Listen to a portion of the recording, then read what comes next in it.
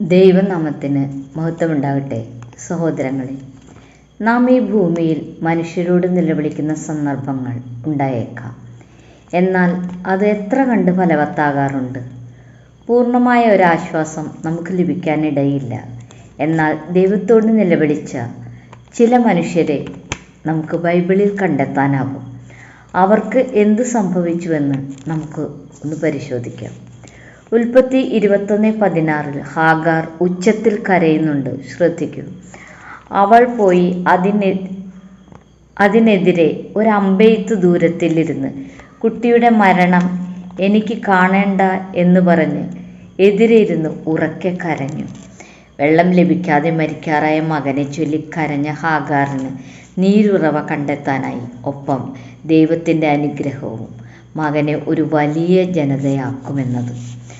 1 ശമൂവേൽ 1:10 Hannah ദുഃഖിച്ച് കരഞ്ഞ് കർത്താവിനോട് പ്രാർത്ഥിക്കുന്നുണ്ട്. കേൾക്കൂ. അവൾ മനോവ്യസനത്തോടെ യഹോവയോട് പ്രാർത്ഥിച്ച് വളരെ കരഞ്ഞു.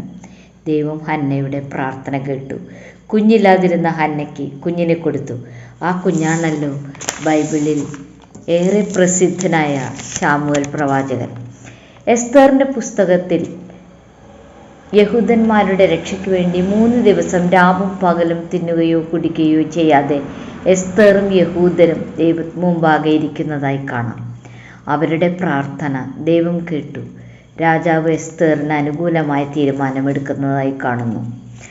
യോനായുടെ പ്രസംഗം കേട്ട നിനവെ നിവാസികൾ മനുഷ്യനും മൃഗവും ഭക്ഷണം കഴിക്കാതെ രട്ടു പുതച്ച് രാജാവിൻ്റെ നിർദ്ദേശപ്രകാരം ഉച്ചത്തിൽ ദൈവത്തോട് നിലവിളിക്കുന്നു. ദൈവം അവരുടെ പ്രാർത്ഥന കേട്ടു.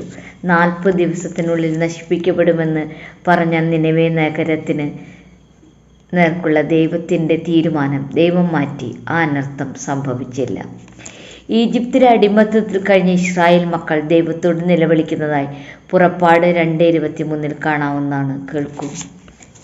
കുറേ നാൾ കഴിഞ്ഞപ്പോൾ ഈജിപ്തിലെ രാജാവ് മരിച്ചു. ഇസ്രായേൽ മക്കൾ അടിമവേല നിമിത്തം നെടുവീർപ്പിട്ടു നിലവിളിച്ചു.